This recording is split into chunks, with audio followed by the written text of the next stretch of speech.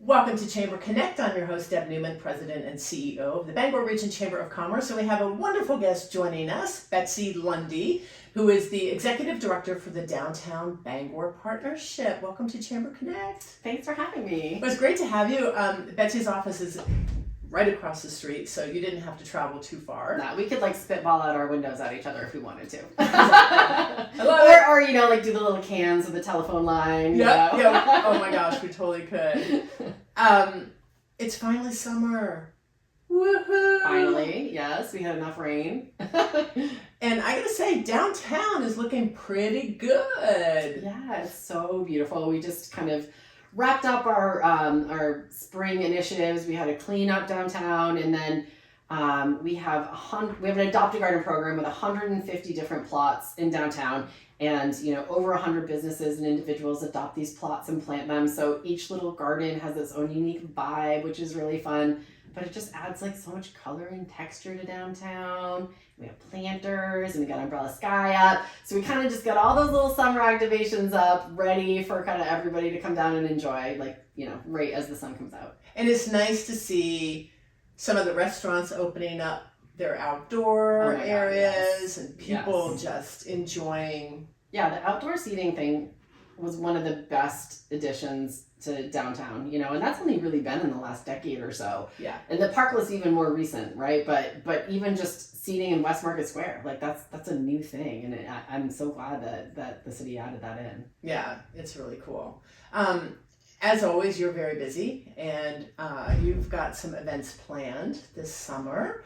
But before we get to that, if you've never heard of the Downtown Bangor Partnership, and I'm sure many of you have, but if this is new for you, what is it that the organization does? What are your goals, your mission, your objectives? Yeah, okay, so the Downtown Bangor Partnership is a 501c4 nonprofit. Wait, I want to correct myself. Did I say Downtown Business Partnership? No, I said Downtown Bangor. I think so. But people often do say business. I've that's done a common thing. I've made that mistake, and I'm like, no, it's Downtown Bangor Partnership. So. Yeah, no, I think it's kind of common because the model that is most similar to who we are and what we do would be like a Main Streets model, and that's based on business membership. So I think there is that tie-in to the concept of the business being, the driver of the organization. But we're just a little bit different. We are funded through something called the special assessment. There's only 2 in the state of Maine, although it's a really common program nationally. And so what that means is that all the property owners of downtown pay into the district, which gives the organization kind of a baseline level of funding. And it also means that we kind of represent all of the stakeholders downtown. So we are representing the residents of downtown, we are representing the visitors, the workers, just the property owners, the business owners, just kind of if you put your toe in downtown, we're here for you. And we are a placemaking organization. Which is a kind of a term that's really grown in popularity in the downtown business investment district world, because it is an organization that straddles a lot of different spheres. We're doing physical things like the plantings I just talked about. We're doing events and throwing things up downtown all the time. We're doing marketing. We are doing advocacy work. We are doing economic development work. So placemaking really kind of says what are all the things that define the look, the feel, the texture, the experience of being in a place, and then you kind of try to wrap yourself around all of those things. I'm glad we brought it up. The distinction between sort of a downtown business organization and the Downtown Bangor Partnership. And what is your geography, if you will? The geography actually just grew last year because the way it was laid out before didn't quite make a lot of sense. So we start down at one end of Main Street where 395 is. So if you've come to Bangor, there's the 395 off ramp, and we start at that off ramp.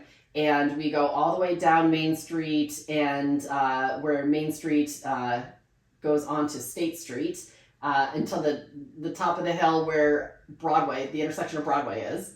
And then in terms of kind of the width that goes along that strip, we go up to 2nd Street, the 2nd Street line. So kind of following along Main Street but up a street or two, so you kind of encompass the buildings on on the backside of Main Street as well. I don't know a really great way to describe it because it's a little bit odd. But what was odd about our configuration before was that we were on, we went down Main Street, but we were only on one side. So we were like on the side like that Waterfront Concerts was on, but we weren't on the side that like Shaw's was on and McDonald's was on. It was a little weird that we were only like, speaking to one side of Main Street. Right. Yeah. No DBP for you. Yeah, that's right. Sorry, no planters for you. Exactly. Only this side. You have been in this role for how long now? Almost 8 years. Yeah. And you are a former downtown business owner yourself. Yeah, that's kind of how I evolved into the role, was that I owned a couple of businesses downtown for about 7 years, and I was on the board of the Downtown Bangor Partnership for 6 years. And first sold one business, and then the other business, it was kind of really inventory heavy, all this weird, business owner speak, but it was really inventory heavy business. And so the best path forward for that one was I actually was able to sell the intellectual property of the business and then liquidate the assets. And that kind of was the biggest bang for my buck for exiting that business. And then I want to say 8 months later, I was off the board at that point, and they were like, "Hey, so you got nothing going on, yeah, right? You know what we do. This would be an easy slide in, for you." And I was so excited to do it because I had such passion for the work, and I was feeling really disconnected. Well, and you've had real experience, you get it. You get it. Yeah.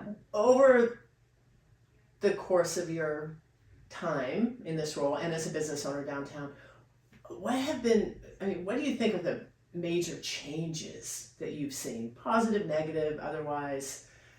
There's been so many changes. I really have seen downtown be on a significant growth trajectory for a long period of time.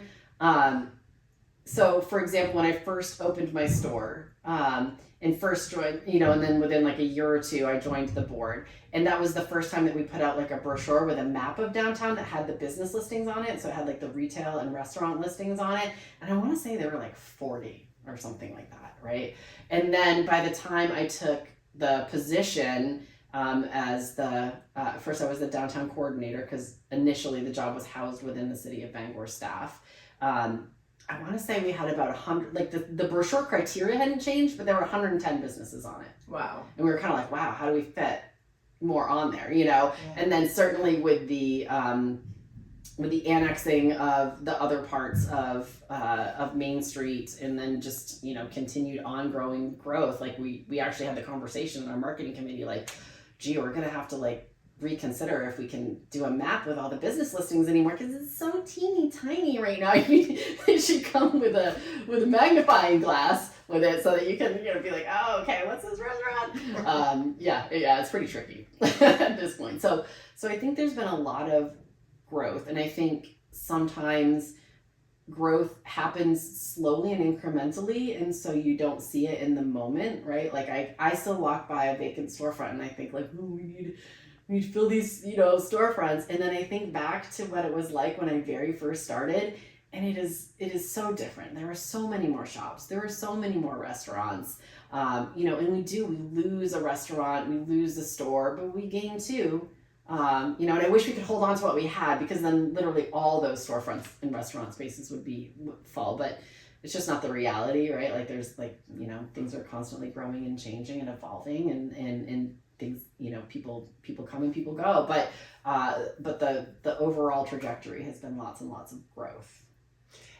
And we seem to be seeing this nationally. Mm-hmm. I know I grew up in a very similar type of community, and when the mall opened, when malls were the thing, it was a big sucking sound from downtown, but now downtown has really returned and brought character back to communities, and it's nice to see that. Yeah, I know, it's interesting. And on the flip side, for our particular community, which is also kind of a general national story, is I wish that the mall didn't have to fail, right? I truly believe we could sustain both. To me, internet shopping is what needs to fail. And if we could get rid of like people shopping on the internet so much, we could support both because they're really different beasts. Yeah. You know, they're really different. And I have so many fond memories of growing up here and spending hours at the mall. And I actually think they're complementary to each other in many ways. And if I could wave a magic wand and get people to stop shopping online and start shopping in both mall stores and, you know, their downtowns, I think that would be the best of both worlds for me. Yeah, absolutely. They're wonderful assets to have in communities. And we're fortunate that our downtown and the downtowns in our region are just wonderful places to visit and enjoy. Speaking of enjoyment, let's spend a few minutes talking about some of the great events and happenings that are happening this summer that you want to get on your calendar. Yeah, no, I mean, that's an interesting thing about the development and growth of downtown is that when the Downtown Bangor Partnership first started, it was very events focused, right? The majority of what they did with their time was creating events because there weren't things already happening. But then this beautiful thing happened and all these other folks started planning events. So then our job becomes like marketing those events, right? And so most of what I'm going to talk about is not even us. It's just kind of like, you know, people doing things within this space, which is awesome. I love it so much. You know, for us, our biggest event is the Sidewalk Art Festival, right? That is July 5th. In the Sidewalk Art Festival, we have, you know, 150 vendors or so. It's a juried art show, but it's not like highbrow juried. It's more like, you know, we kind of embrace all the different styles of art and are very like open in that, but it is all really creative. And thousands of people come down for that. And we have a children's area with activities, and we have a stage with performers, and we have wandering performers, and it's really a great day. And what's really cool about it this year is, you know, so it's always on the first Saturday in July. And once every 4 years, that means it's on the Saturday after the 4th of July. So we're really excited about that because that whole week-long stretch is actually going to be really fun downtown. We've got Def Leppard happening at Waterfront Concerts on Wednesday. And then we've got the actual 4th of July celebrations, of which there are so many. There's a parade, there's a marathon, there's like a pancake breakfast, and then ultimately the fireworks, and there's a musical performance, right? So you've got that, and then on Saturday you've got our Sidewalk Art Festival, and then at the end of the day there's Kids Bop playing at the Waterfront Concert. So like we're a family that like, you know, lived out of area and wanted to plan like a great stretch of like vacation. Like I would like come down here like on like, you know, Thursday and, you know, do all of these activities leading up to it, get that like hometown parade and fireworks and, you know, and the Sidewalk Art Festival and maybe a trip to the Discovery Museum and go to Kids Bop concert. It's just going to be like a really spectacular, you know, 4 or 5 day stretch down here. So that's kind of like one like big highlight that I want to plug. But in terms of other events, there are so many. So there's a series called Bass Park After Dark. That's happening over by the Cross Insurance Center, and that's another vendor market. It's, you know, it's not juried and it's much more open than you know, the Sidewalk Art Festival, so it has a lot of kind of different styles of vendors that like that aren't really a fit for Sidewalk Art Festival. But again, there's music, there's food trucks, lots of fun, and we actually have a bee festival happening in August this year for the first time. Oh yeah, I love this. The bee festival, as in bees. Yes, like buzzing bees. Yes. Honeybees, you know, honeybees. Yeah. And I was really excited. So we've been working with this guy for months, and it was actually like, you know, everything is like a cool story, right? So he lives down south. I want to say North Carolina. Could be South Carolina. And he does a bee festival down there. And you're thinking to yourself, like, why does this guy go from like doing a bee festival in North Carolina to doing one in Bangor? Well, the story is Wayfair used to have an office here, and he used to work for Wayfair. No way. Yeah. So he was like, loves Bangor and had this connection to Bangor that dissipated when Wayfair stopped, you know, having their call center. And so when he thought, oh, I love doing this bee festival, I want to do a second one, like Bangor was like top on his list. And so he connected with us and, you know, like is working with Parks and Rec and has just been like so excited about the way in which the community has like made it easy for him to do a festival here in Bangor. So that's really cool. What's the date of that again? When is that happening? Oh gosh, I don't know off the top of my head, but we have a really comprehensive calendar on our website. Okay. If you go to downtownbangor.com okay. and the community calendar events. I'm talking about just like a couple specific things, but there's literally something going on every night of the week. Tonight, there's jazz music happening at Patty Murphy's, right? Every single night of the week, there is a karaoke experience, a live music experience. Like, there's always something to do. And I'm just talking about downtown. That's like 1 square mile. Yeah. And there is even more to the city of Bangor than just us. Although I do think we have kind of the highest density and corner on the market on the most interesting, unique things going on. But if you visit downtownbangor.com, click on that events calendar, there is something for everyone on there. And we do have to wrap up because we could talk for another hour. You also have an excellent social media presence. So thank you for saying that. Yeah, it's so good. So follow that, follow, and that way you can kind of be in the know about what's coming up and what's happening. Definitely follow the social media page because there are things that happen on the fly. Like the scale of the business owner in downtown, like a lot of them are like small and like doing things on the fly and really nimble, and so sometimes they don't even announce like what's going on until like a day or two in advance, and we'll try to scoop it up and get it out there as quickly as we can, and social media is a great way to make that happen. And be sure to check out the umbrellas. Yes, Umbrella Sky, come on down. Yeah, this is great. Betsy Lundy, Executive Director with the Downtown Bangor Partnership. Thank you for joining us on Chamber Connect. Chamber Connect. Oh my goodness. You got mine right, yours wrong, right?